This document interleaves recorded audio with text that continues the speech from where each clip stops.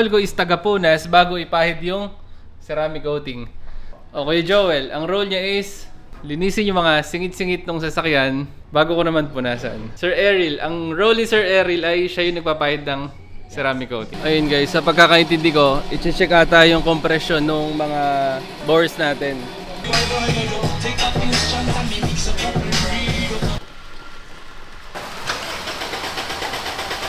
Oops! What is up? Blessed Sunday everyone. Another day, another gastos. So sa last video natin, ang naging problema natin sa Civic FD nung umikot tayo sa BRC, pagka inaapakan mo yung brakes, medyo kailangan mo pandiinan para kumagat siya. So today maghahanap tayo ng steel braided hose, pati brake fluid na .5.1 para maipakabit natin sa Civic.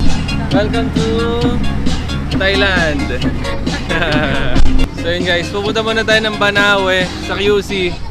Tapos tsaka tayo pupunta sa MK Store kasi kausap ko na sila. Meron daw silang braided hose. Hopefully mapakabit natin today yung pyesa para matesting natin sa open road na safe mamayang hapon.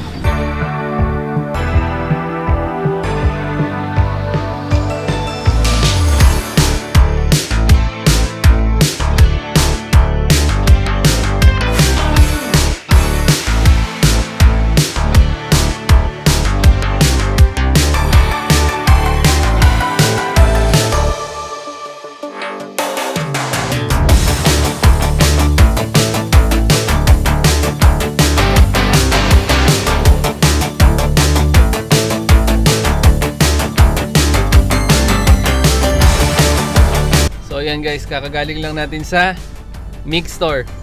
At napalitan na yung braided brake lines natin ng steel. So napansin ko na difference sa ngayon pati dun sa before is nawala na yung parang lumulusot siya. Diba? For example, inapakan mo yung preno. Tapos didiin pa siya ng ganun ng kusa. So nawala na yung lusot na yun. What is up? Nandito kami ngayon sa steakhouse at nagsasort out kami ng mga ilaw na luma galing sa mga luma namin tindahan na sinara na, at naghahanap tayo ng mga ilaw para magamit dito sa steakhouse.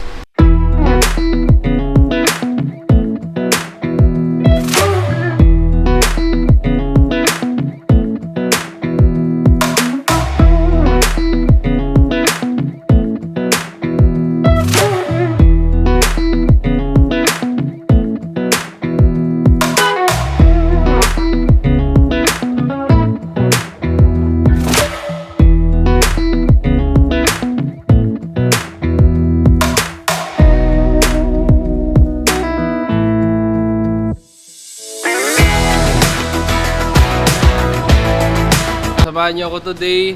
Punta tayo sa Cubao, sa may Pitwason kasi magpapa-bleed tayo nung preno natin. So naghanap-hanap ako kagabi sa marketplace ng nagbi-bleed na yung merong machine na naka-vacuum. So kailangan natin yon para ma-make sure natin na walang bula dun sa brake system natin. Okay, we're here at HQ 101 Engine Management Service EMS Station, Pitwason. Malapit lang sa Access Plus Racing.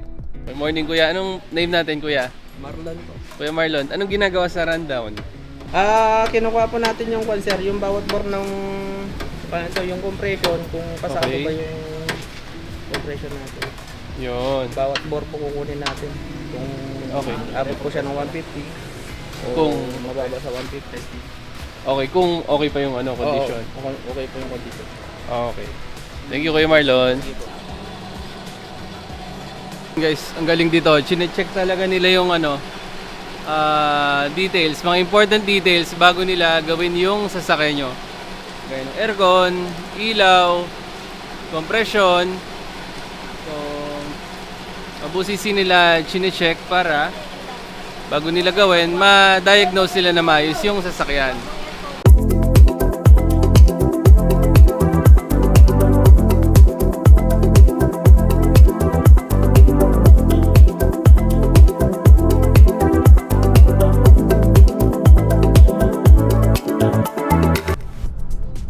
Kapit na yung preno natin.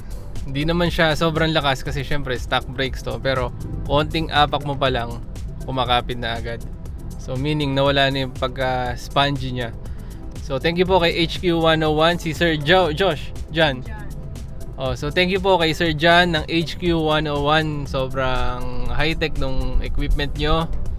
So yun, yung brakes ito, ready na for Clark kahit hindi mo tayo magpalit ng brake pad. Brake rotors, okay na muna to kasi matigas na siya. Naka-braided nose na tayo, naka-DAT4 na. Ang next natin na piyesang darating, yung front strut bar. In-order ko na kagabi. At hopefully umabot sa October 31 yung BC coilovers, pati yung pag-install natin. So nandito ulit tayo sa car wash. Pagod na kami.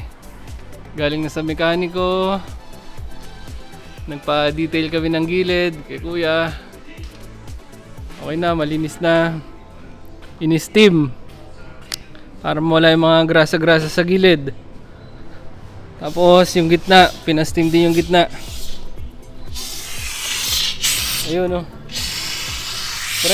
Fresh na ulit si Civic. Kasing fresh nung may-ari, oh, tignan mo, pawis pa yan, fresh. O yung isa, depress. So yun guys, pinapaceramic coating natin yung Civic FD. Biglaan lang to guys, kagabi lang to. So para hindi na tayo ma-stress sa mga alikabok na kakapit. Tama na ako mag-ceramic, tulong na ako. So enjoy pala maganto. So ang role ko is taga-punas bago ipahid yung ceramic coating. Tapos si kuya naman, kuya ano name mo ulit? Joel po. Kuya Joey. Joel po. O kuya Joel, ang role niya is linisin yung mga singit-singit ng sasakyan bago ko naman punasan. Tapos si sir naman, ano name ulit sir? Eril. Sir Eril. Ang role ni Sir Eril ay siya yung nagpapahid ng ceramic coating. Siya rin yung owner.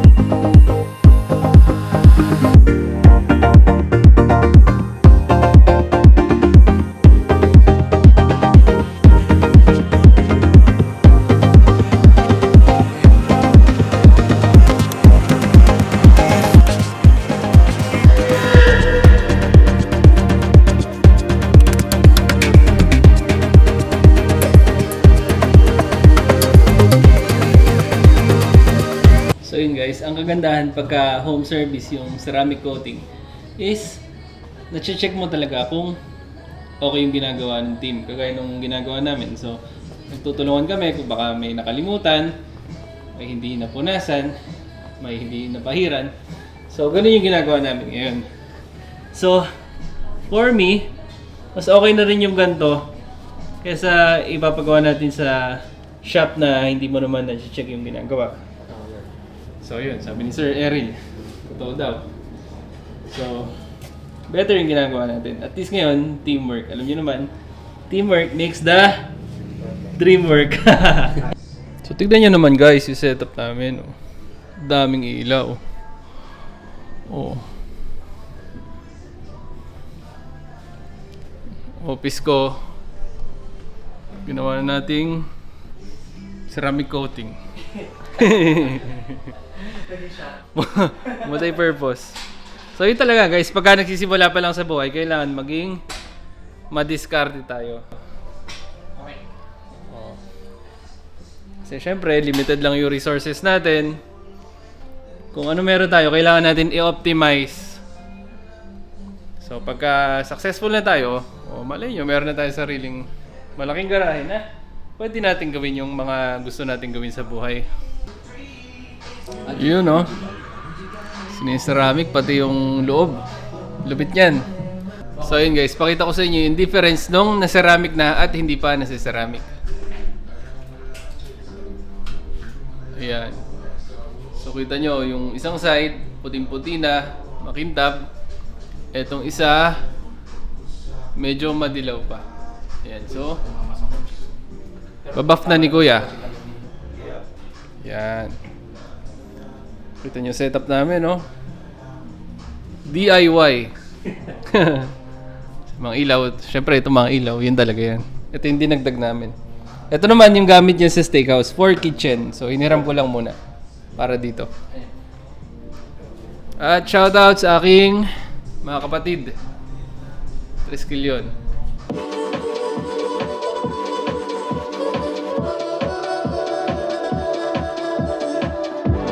Want me past tense. I think you got away somehow. Did you get away somehow? Did you get away somehow, somehow? Did you get away somehow, somehow? Did you get away somehow, somehow? Best way out is always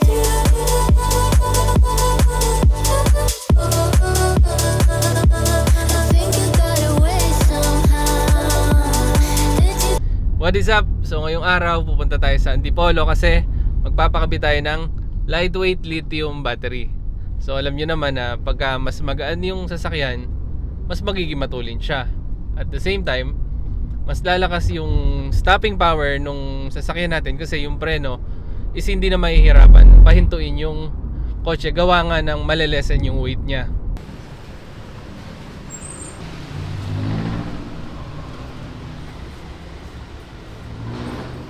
Kakabit na yung ating bagong battery. So yun guys, papatimbang natin yung stock battery natin para malaman natin kung ilan yung weight savings natin pagka pinalitan na ng lithium battery. Yan. Anong brand yan, kuya? GR. GR. Anong advantage ng lithium battery? Mas okay kasi lalo sa grounding, sir. Mas mataas ang CCA niya. Mas So, mas mataas. lightweight, unlike Okay. lead acid. Okay. Sorry, sir. Mas malakas yung power, yung kuryente. Yes, sir. Opo. Tapos mas magaan. Mas maganda, sir. Opo. Okay.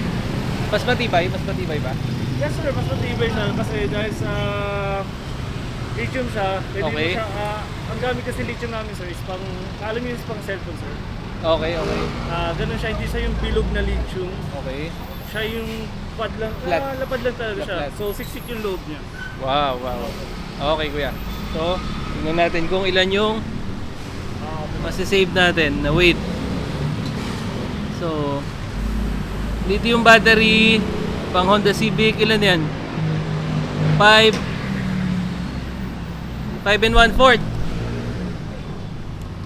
Timbangin naman natin yung stock battery. Wow, hayop. Grabe, ang bigat naman yan. 12 kilos. No? Ano ba? 12 kilos? Yes, sir. Tapos ito namang GR Lithium. Yan. GR Lithium battery 5 kilos and 1/4. Grabe, ang gaan nito. Oh. get away somehow?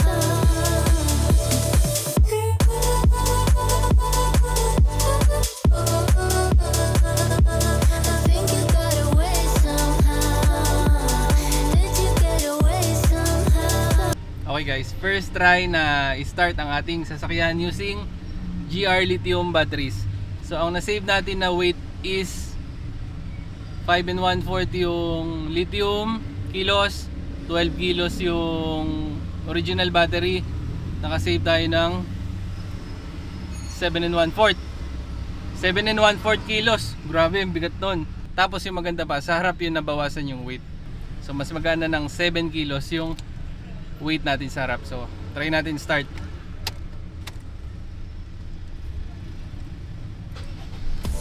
Okay. Very good. One click. Sante aircon. Kusina. Headlight. Hazard. Okay na. Bayad na tayo.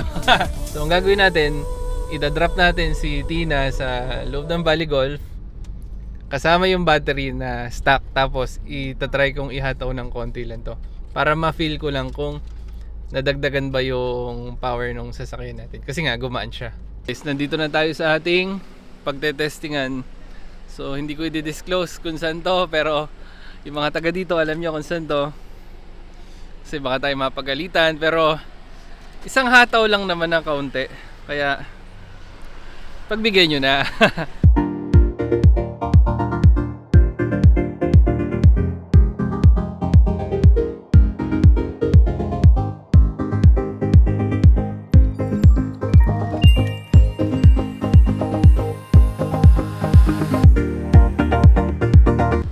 ayun, niwan ako ni Eldrin at kasama nitong mga bote at yung battery. So, mag-start na siya. Ite-testing niya kung gumaan. Gumaan.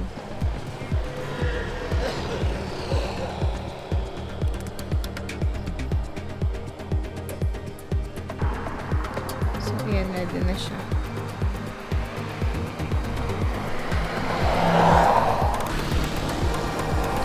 So, I think siya na yan.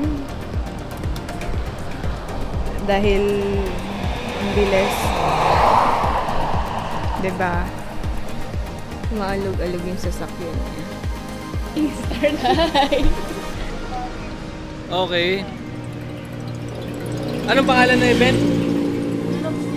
Man of Steel. Ayos na. BM nagpalaro? BMW?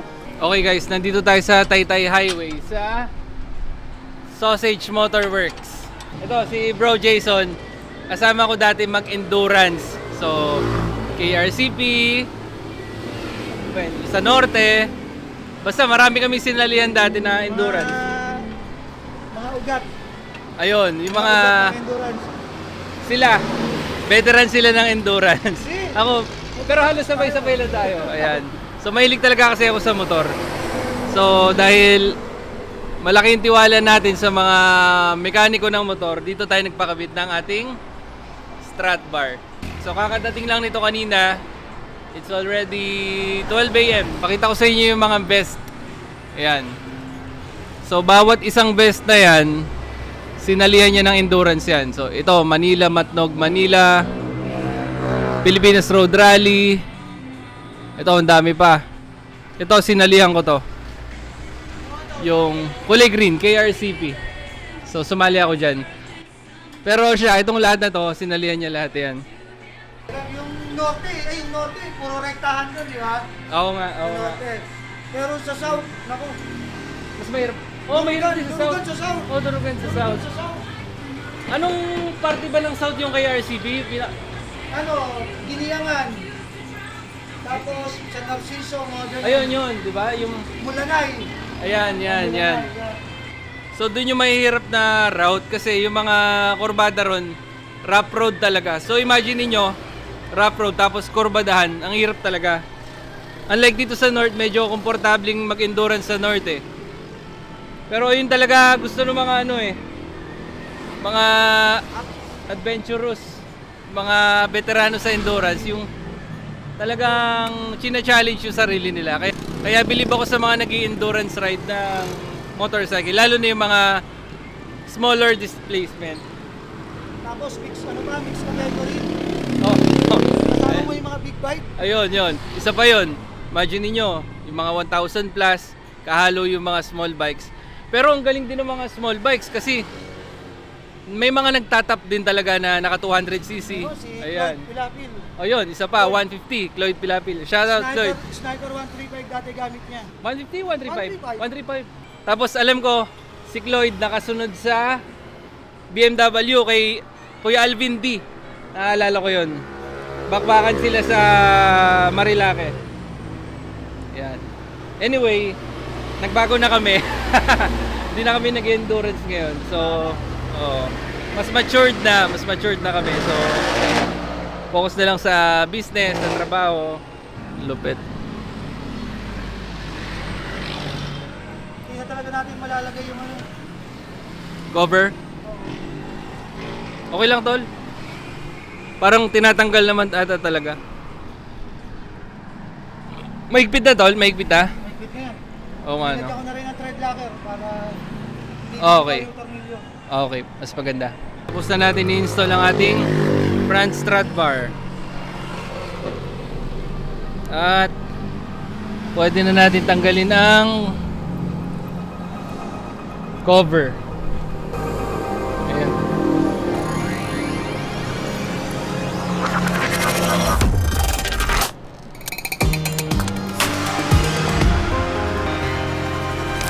Grabe. Boom.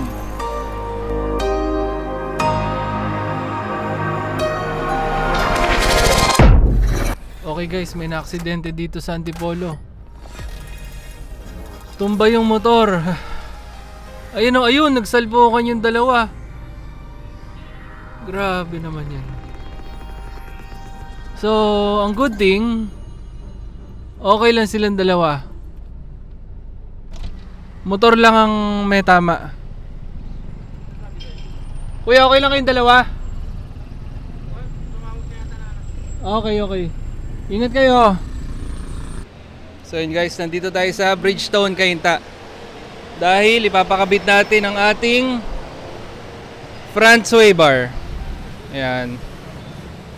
So ang brand is Hard Race. Ang natin na sway bar, ito yung stock. So parang mas payat to doon sa nakuha natin na aftermarket. Parang mas payat yun. Ito. So mas mataba siya.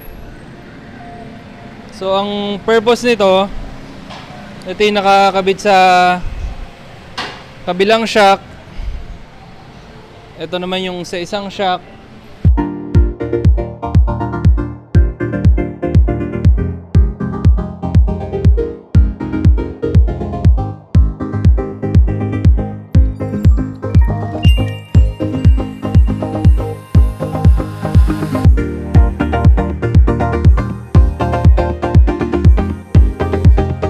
Tinansya ko yung timbang, mas mabigat to itong aftermarket kaysa sa stock. Parang halos doble yung bigat eh. Tignan natin kung ano yung magiging epekto niya sa truck.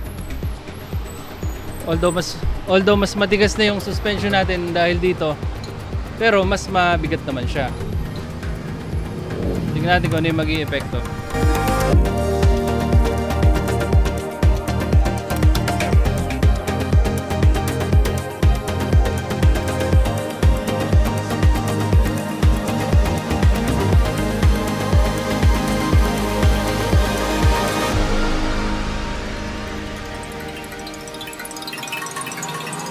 Dumating na yung ating gulong, which is yung Nankang AR1.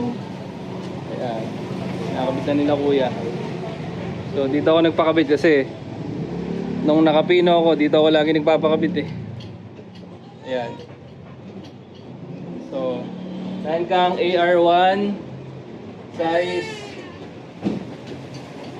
205 45 16 semi-slicks. Talaga yung spicy chicken. Kaya mo ako naka-lipstick.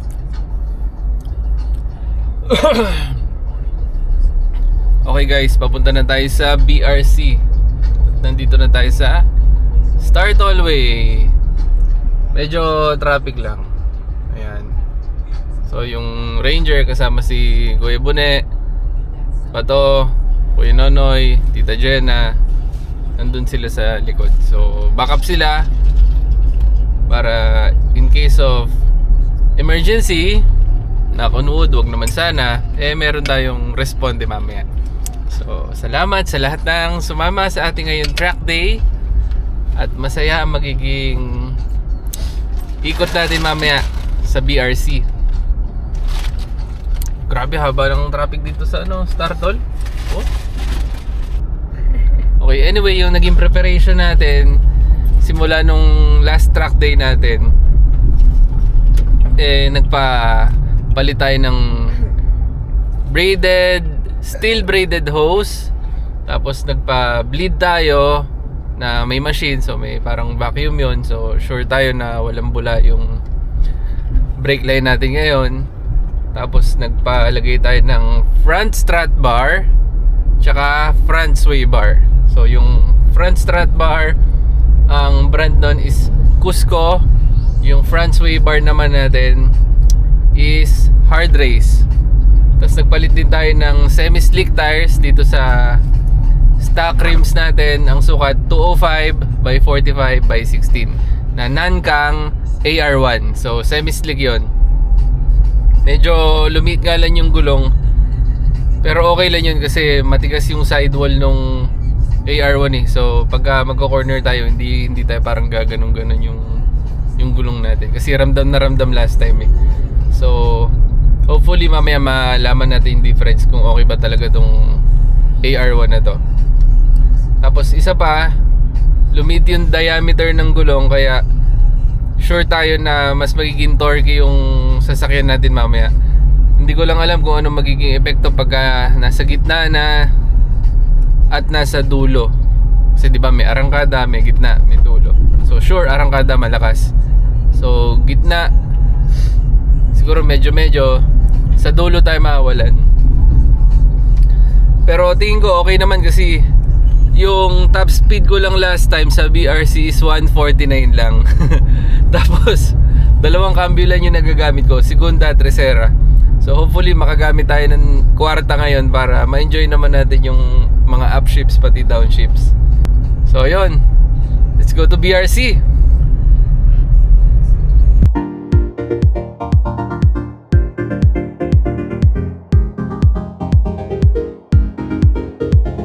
Okay guys, we are now here at the Batangas Racing Circuit, home of the Philippine Motorsports, BRC.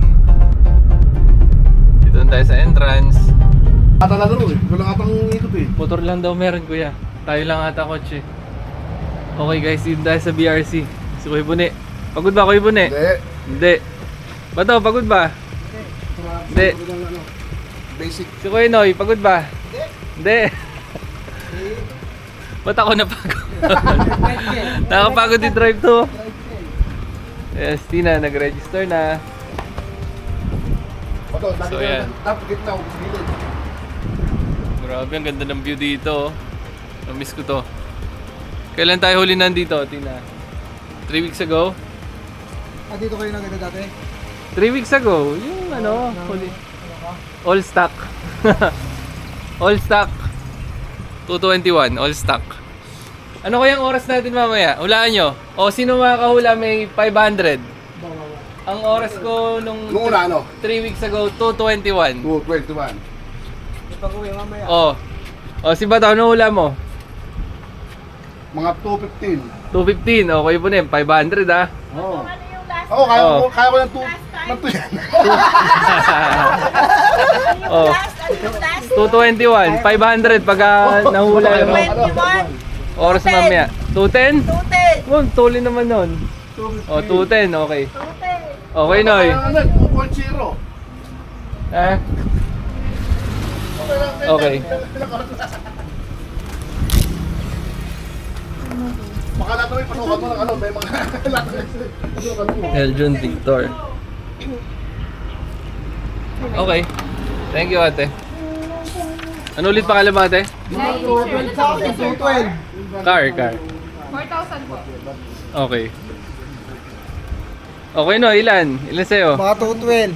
212? Oo. Grabe, tutuloy naman. Tita Jenna, 210. Kuya, 212. Ilan kay Kuya Bune? 215. 215. Medyo Ba to? makatohanan. 200. 200. Ano? Lalo yun. 2 minutes and ilang segundo? Ihula na kita. Ikaw na po. 220 si Bato. Si Bato nga eh, siya nga kukunin nga, 1 minute. 1 minute. 1 minute to. Ako hula ko mga ano? 219? Wag naman, mga 2... Paragot lang na bawas. Si Med nag 215 ba? May nag 215 ba? Oo. Kuya Bune, 215? Oh, siyempre. Tingin Ang pa lang ano eh. tutuloy naman nila, mga ano lang ako, 216. 217, 218. 218, safe. Meron pa 218? Sino 218? 210 ako. Ulit, Tita Jenna, ilan? 210. 210, Kuya Noy. Sa 212 sa akin. 212. Iba to? Ikaw na lang kayo, 220. 220. Kuya Bune, 215. O sige.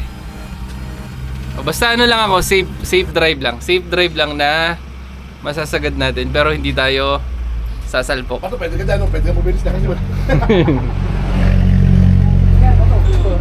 Ano hula mo, Tina?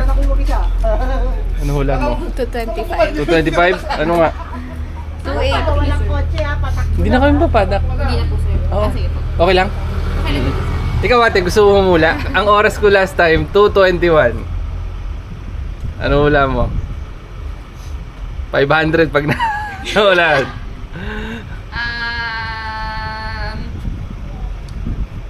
Gulong lang pinalitan. Gulong. Oh, gulong lang. Nakagulong lang. 2 minutes? Bilis naman nun. Oh,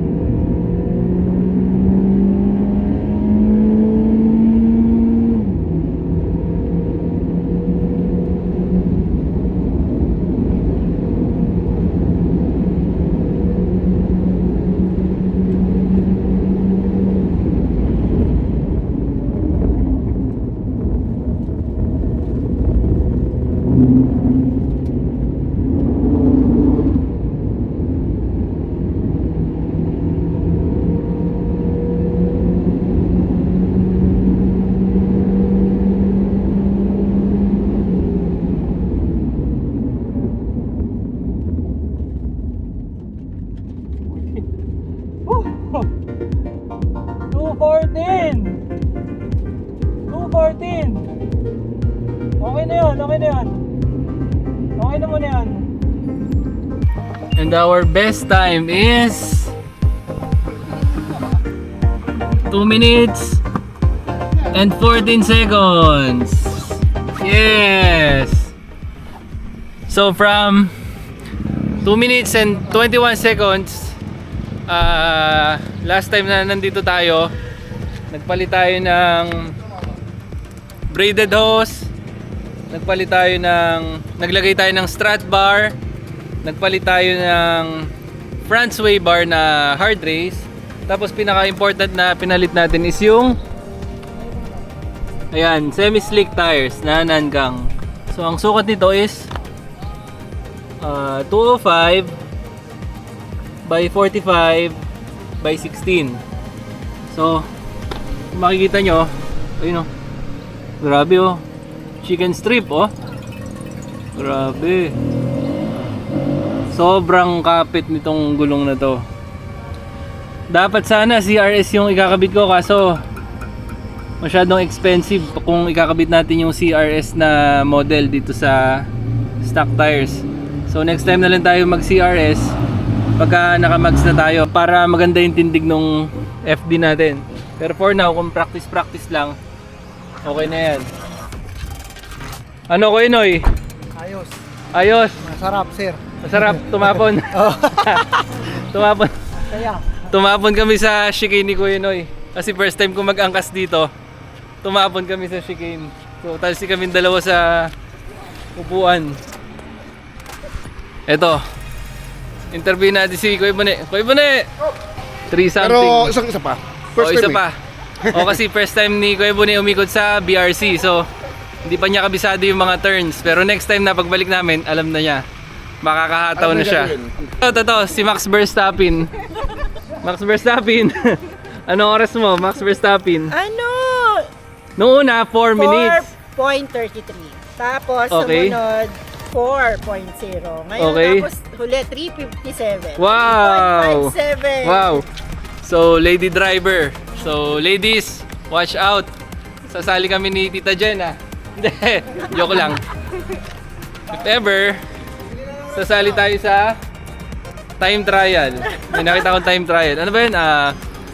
Full throttle weekend. So hopefully makasali tayo ron. So yun guys, that's for today. Sobrang nag-enjoy kami dito sa BRC. At the same time, it's my birthday. Thank you Lord for all the blessings. Maraming salamat po sa lahat ng binibigay niyo sa aming pamilya, sa aming mga kasamahan sa trabaho, sa aming mga kaibigan, at sa mga lahat-lahat ng tumutulong sa akin. Lagi niyo pong gagabayan ang aking pamilya, buong pamilya. Lagi niyo po silang ingatan, huwag niyo po silang hayaan na magkaroon ng sakit. At sana po ay magkaroon kami lahat ng peace of mind, good health, at lahat po ng mga gusto naming makamit sa buhay ay makuha namin. In Jesus' name we pray. Amen. Thank you Lord, thank you. So Tina, ano? Anong oras mo? Wala. Yung oras ko sa'yo, tama ako nung una. Ano? Ano ba oras mo? 28. Hindi, 2:18 ka eh. 2:14 2:18. eh. Okay. At ang nanalo ng 500 ay si... Kuya Bune! Okay. Anong hula mo kay Bune? 2:15. So, umoras tayo ng 2:14.5. Kaya, galing tumansya ni Kuya Bune, no? Okay, congrats! On. Hoy guys, pakita kayo sa vlog. Hi! Oh.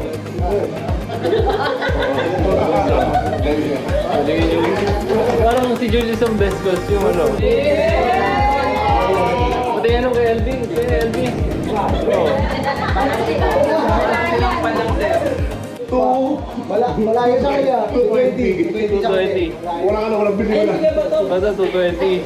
Walang bili. Ako, 210. 210, Tito Jen naman siya. Please. 212. Hopefully, next time. 212, 210.